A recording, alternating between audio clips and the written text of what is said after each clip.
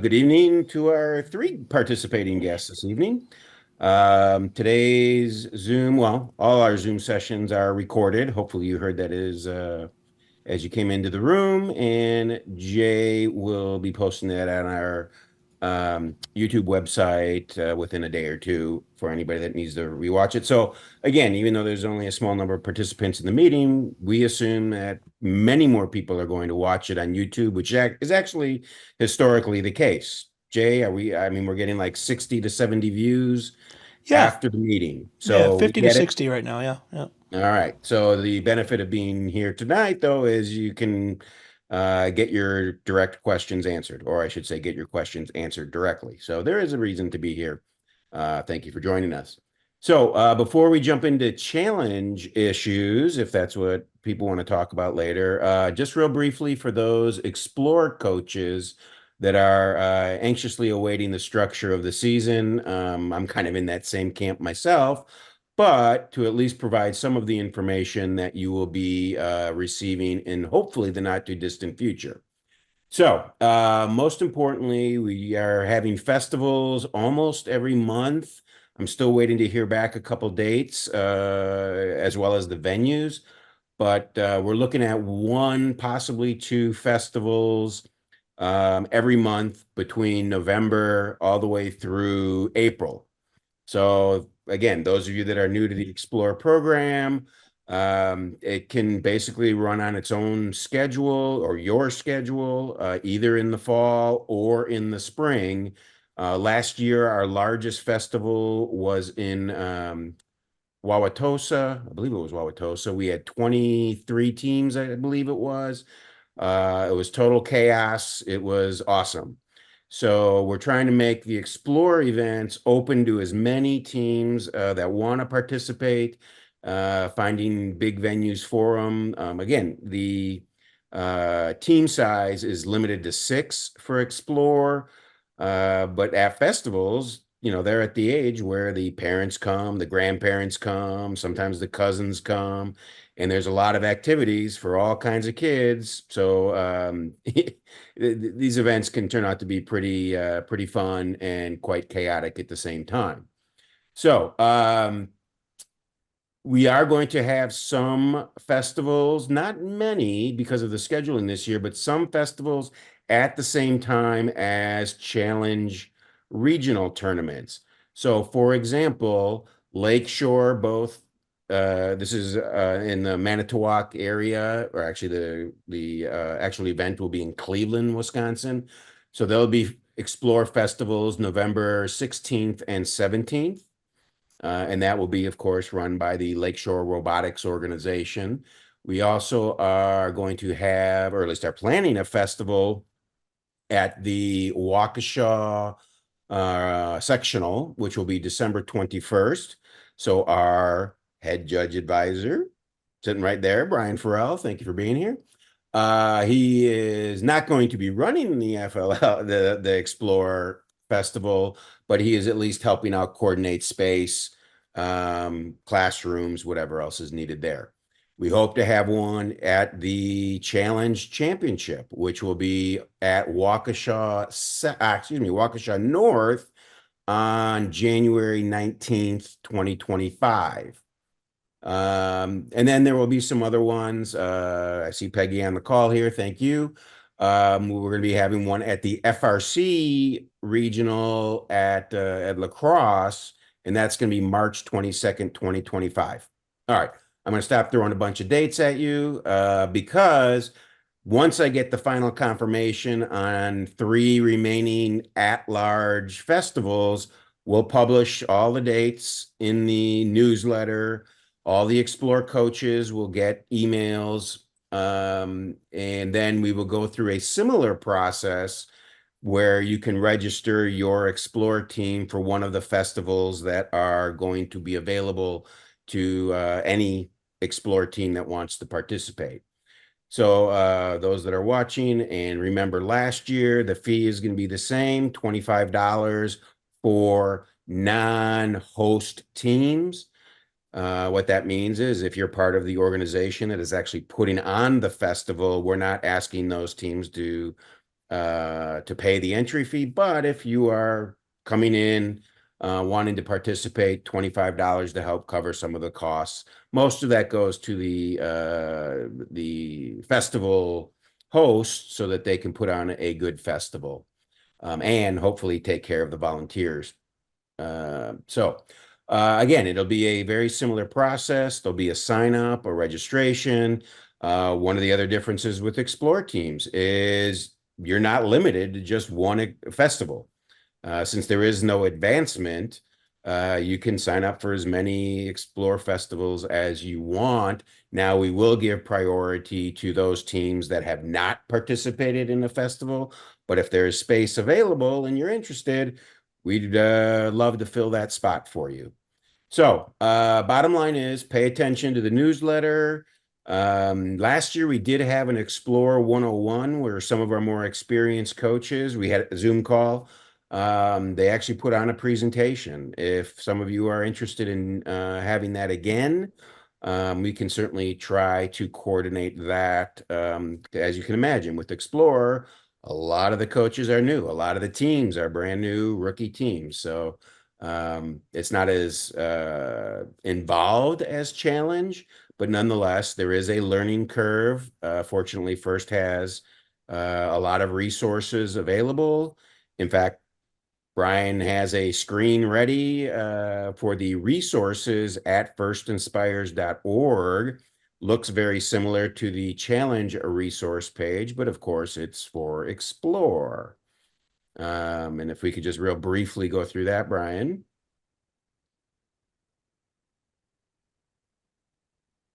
Yeah, you should see it now, right? I do see, although that says Challenge. No, that is Explore. That is Sorry. it. Okay, let's go back up. Actually, it's just order navigation anyways.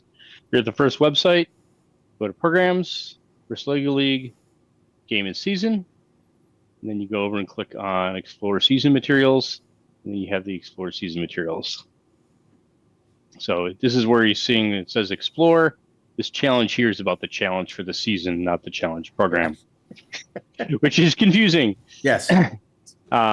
So Yeah, so just keep in mind Explore is green while Challenge is red. So in that upper left-hand first Lego League, I'm going to blow this up a little bit here.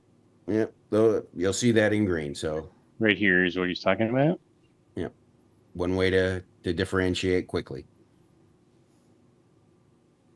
Yep. So you get your welcome letter here, your team meeting guide, and engineering notebook. I believe those actually come with the kits.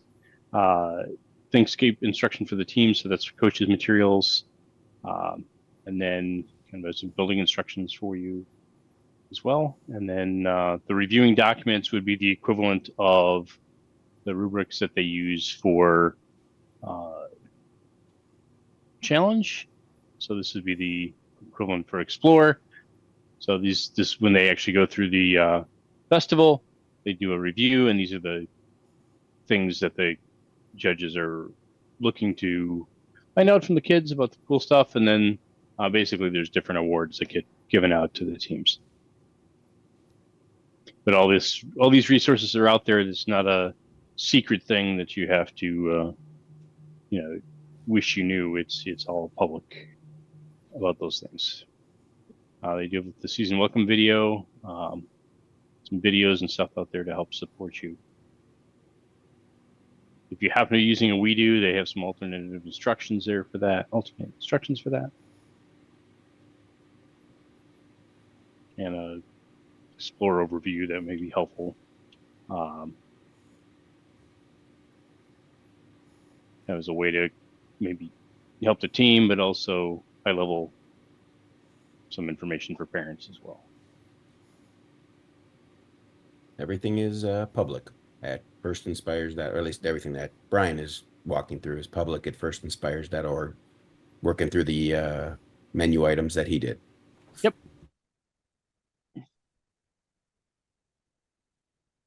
All right.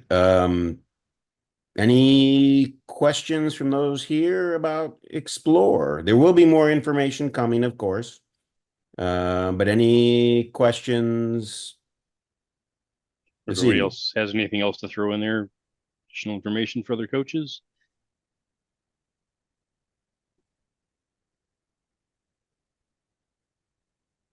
All right.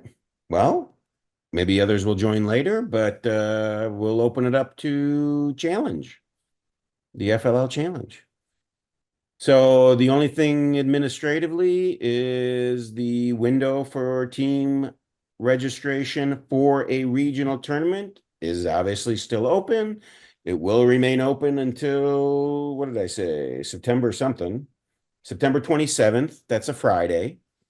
And again, if teams do not get registered by the 27th, they still may participate, but they'll be basically assigned to a tournament. We'll try to give them their preference, but space will then become a significant factor or potentially be a significant factor. So we'll find a tournament for everybody that wants to participate. But if you get registered by the 27th, then at least you'll have your three choices, your priorities, and we'll use that to assign teams first.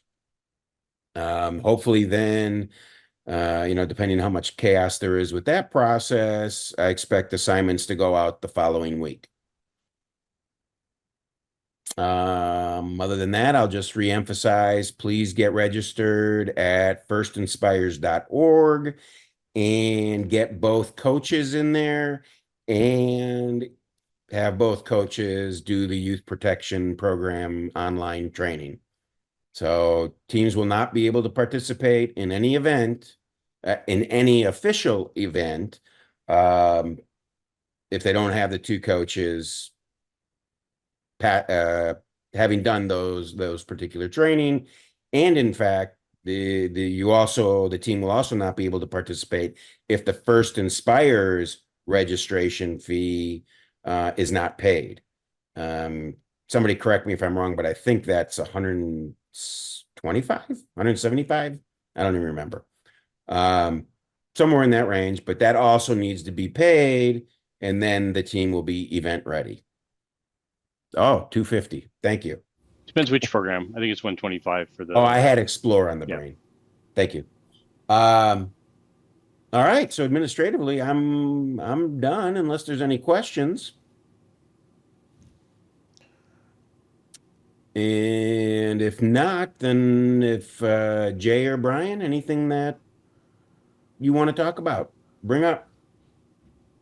We have nothing new. I was just going through Slack to make sure there's nothing we wanted to talk about from there. And actually, you guys just went over one of the things we had this week was a team was trying to register, and some of the other coaches were very politely trying to walk them through the process. And it looks like they got everything properly. Oh, so, yes, you will have to when you're doing the registration. There will be a background check. You do not have to pay for the background check. I think there is a spot for donations, and you're free to pay for your own background check if you choose, but it is not required. You do not have to. It is required to have the background check. So that is the case. And also, once you get done with the first registration, in order to compete in Wisconsin in our tournaments, you need to register for our tournaments as well. So that's what Craig was just talking about with registering for a tournament. So two different things: register there, and then you should sign up at First Inspires first, so you can get your team number, and that puts you on Craig's radar, right? So once they register there, so then yeah, we can get you signed up here. So that's all I have. There's nothing. I didn't have any rule questions outside of our last meeting. No updates from First this week? No updates from First. Okay, good. There's no judging questions that came in either. Again, make sure to look at the rubrics, especially if you're experienced, new or experienced, because they're different this year. So take a look at them, make sure you understand the changes. We'll be talking about those more in the future meetings, going through them more in depth, but just standard reminder, I'm always reminding you to look at the rubrics, but double check them this year just because they are different. Brian, So I didn't check the scrimmage for Waukesha. Are we full there? Do you know?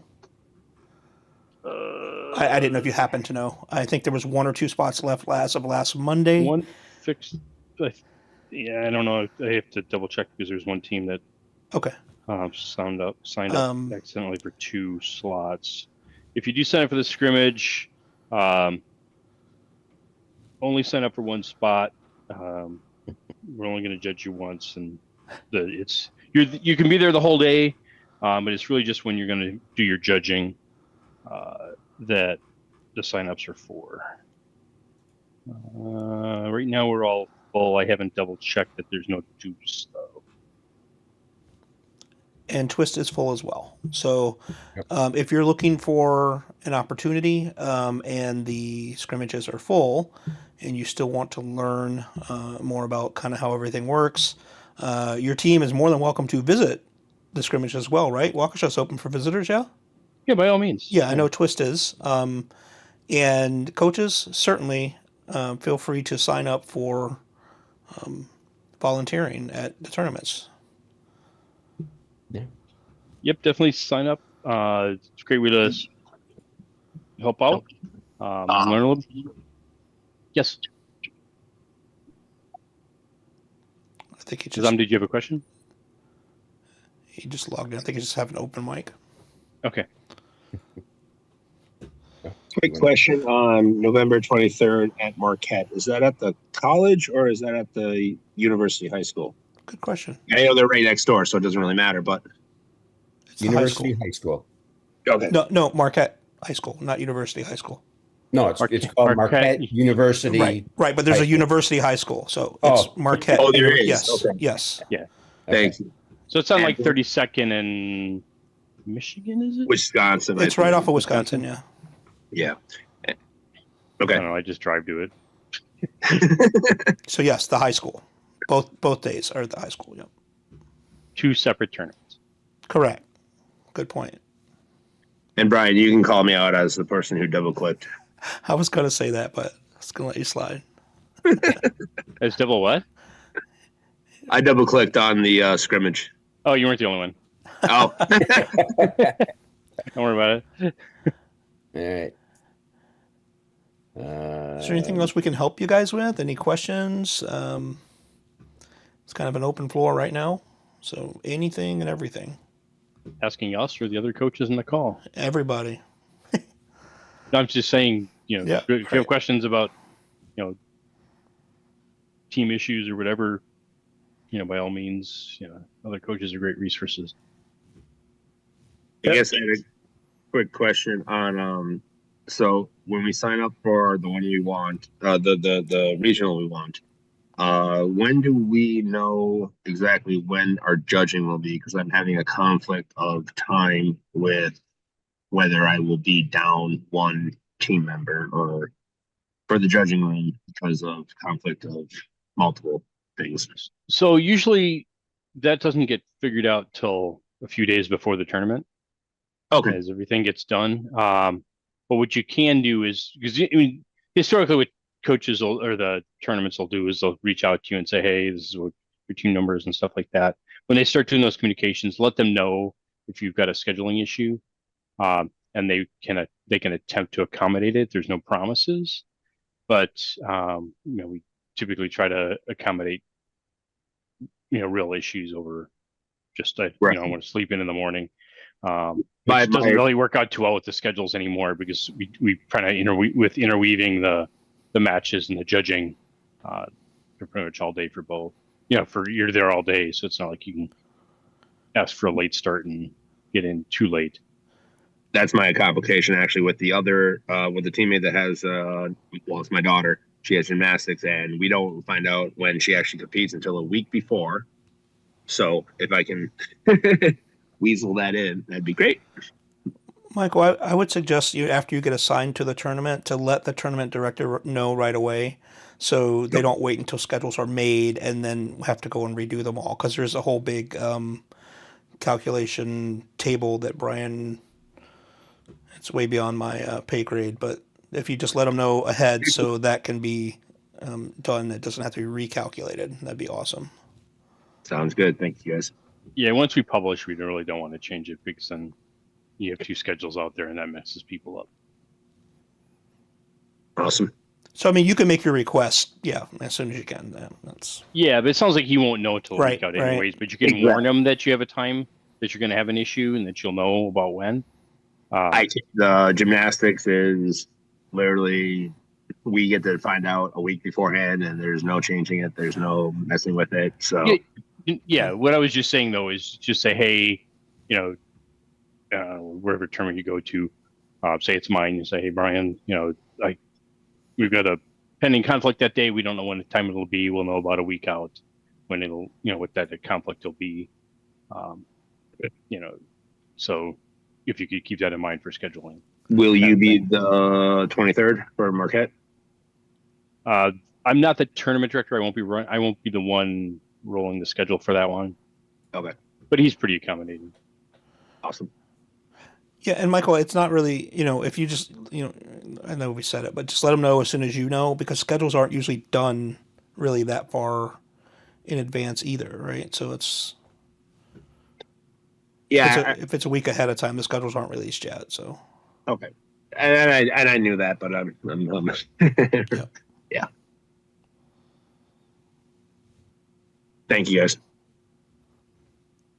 I had a general question, and perhaps this is quite basic, but as my first year coaching, and all the students that I have are new as well. So my question basically hinges on how do we sort of get started? I know there's a lot of resources and tutorials online, but using a base robot that's already been pre-built, like on the tutorials, is that if the students start with that, is that kind of a good way to get them going with it? And the second question is the amount of guidance to provide. The engineering notebooks are very nice. It kind of gives them a way to organize their thoughts around the problem and how to devise different solutions. But I guess we're just having a little bit of trouble kind of getting off the ground. And I was just hoping to hear from some coaches about their experiences and some advice. And if this would be better handled, one-on-one, so I'm not wasting everybody's time, that's fine also. Thank you. No, I think that's a great question for this venue. Yep. You're certainly not wasting people's time, because a lot of people are in your situation that maybe don't know where to go to ask questions. So if we maybe have a coach on here that might. So in my experience, you start off knowing nothing, and you let the kids kind of dabble in what they're going to do. You lead them in the right. You try to push them into, well, not push, but guide them into building a robot. But the robot is never done. There's always iteration. There's always rebuilding, rethinking the board, the game strategy. It's not one and done. So there's no. What I like to do with my kids is we build fake robots. Basically, it's just a jig, and try to build attachments. And from that, from the attachments, we then build a robot that will actually work for the attachments that accomplish the missions. So there's a couple things in there. Is that he talked about that iteration. That iteration is key. I was going to say that basically, yeah, starting off with the base robot's fine. And when teaching them a program and stuff, don't be surprised if that robot keeps morphing into something else as they're solving and working through issues. That's completely normal and to be expected. But keep track of those iterations, because if you think about the judging, okay, if they write that down in an engineering notebook and they have that and review that, okay, that whole the interviews are process interviews. So if you think about the robot design and the iterations that you went through and how you improved it and how you figured out when it was, good enough for that mission, and you go on to the next one, kinds of thing. Those are great things to let the judges know about. And start make sure you're tracking your changes and change logs, stuff like that, for your programming as well. So if you start your kids out doing program, commenting their code, stuff like that, you're going to be one step ahead, because once they get used to going in and not doing it, it's kind of hard to train them to do that. So comment code, keep tracks in a change log. It's all just like the iteration of your project as well. So And I would say that documentation. those same things that we're talking about, not necessarily for your programs, but for the work you do in project is key too. So remember, there's two components to it. So that same iterations and things, you won't start off with a base project, right?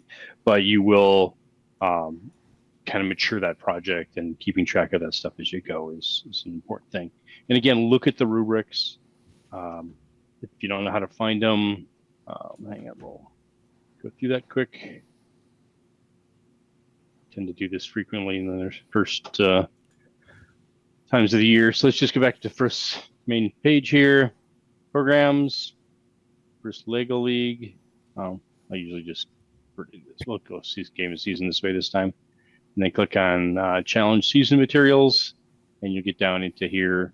You've probably already found how to build the robot the playing field and the robot missions. We do want to point out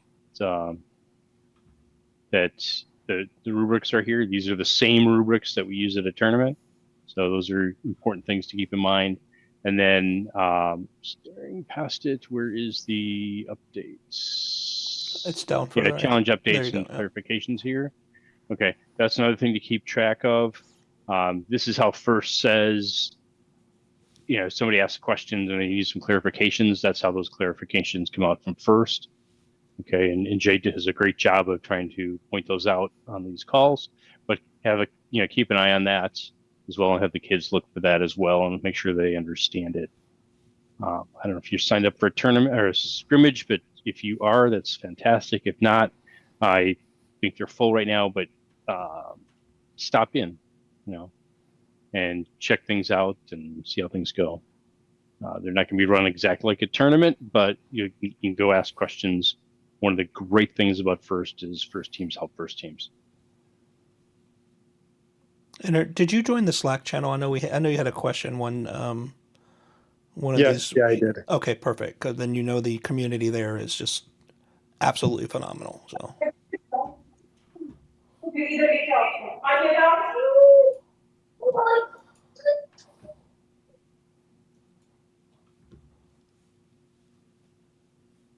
Okay. Anyone else with anything? Maybe else want to add additional information for them? Yeah, I was looking at Peggy, but I'm not sure she's verbal on here. Sometimes she joins, but she can't talk. I am really so. here. Can you hear me? Yeah. Yes. Yeah. I think you guys covered a lot of it though. So the robot, we started with a base robot for several years, but there's lots of stuff, like you said, they'll add and they'll change and they'll need something to move a different way to accomplish something. And as far as trying to guide them without giving them answers, asking them questions like, do you think you could do that better? What would you need to do to make that better? That's kind of a key way to get them thinking about how they can improve without telling them, hey, you should just build a lift arm, type thing. Get them and show them books and resources of different attachments that they could potentially do. Let me see if I can pronounce his name. Yoshito Isagawa is a really good one. It's very image-based books that he has to create every sort of movement you can imagine with Lego Technic. If you can get a hold of some of those newer books, especially, they're fabulous for the kids. I have a gear that turns this way, but I need it to move something this way. And it's actually all little images. You can find the section that can make that movement and test out the different things and then make it work for what you want it to do. So those are some great ways to help guide them. Yes, those books are awesome because when you can't actually, you don't want to tell them how to do it, even though it, you give them the book and you say, hey, this is what you should be looking about. And then they get to see it on paper and then they create their own. And I guess one more thing that I would suggest, have your kids read the rule books. I know it gets a little bit deep for some of the newer teams, but One of the things that we always did with teams is we printed out a couple rule books, and they were always on the table. So whenever the kids are running their robot, have a rule book there. And when they ask you a question, I always found it helpful to say, "Oh, let's go find out. Let's look it up." Right. So when they say, "Hey, this is a score," you can guide them to the rule book and show them where their question is answered. And that is really helpful for them, especially when they're in tournament, because by the time they get that far, they're really well versed on the rules. And so,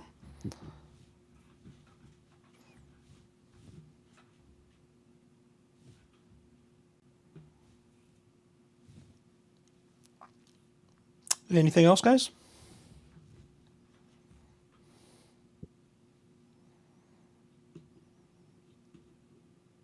All right.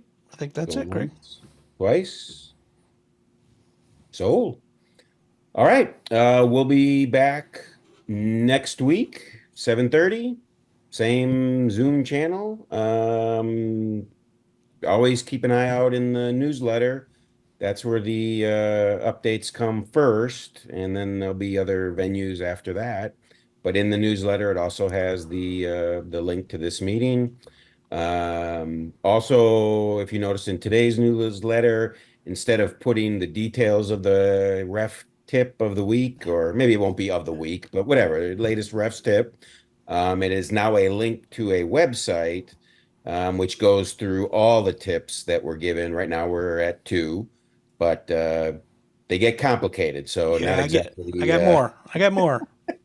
Okay. Well, all right. So the point is, pay attention to those links, and it'll take you to another website at badgerbots.org. So, all right. Then good evening, good luck, and if you haven't signed up for your regional, please don't forget to do so. Craig? Yeah. Sorry, we have someone that just joined a second ago. Let's make sure they don't have a Oh, okay. specific question or anything. Very good. They just And- left. Okay, never mind. Go ahead. All right. Very good. Thank you, Have a good everyone. week, everybody. Take care. Thanks for doing what you do.